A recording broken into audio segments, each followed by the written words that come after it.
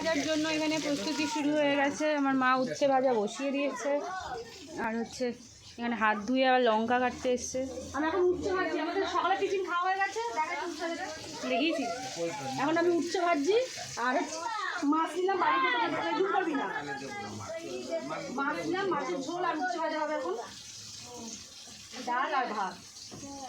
বেশি কিছু করবো না, কারণ ব্যাটাটা মানুষ আমরাই তো শুধু আমরা হ্যাঁ, আমাদের খাবার তো ঝামেলা নেই।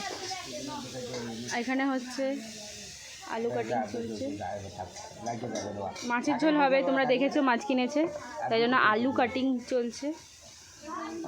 এনাকে দেখতে পাচ্ছ তো, আর হাঁটতে পারে না বলে এখানে এইগুলো নিয়ে হাঁটে। আর মিমোকে দেখিয়ে দিই।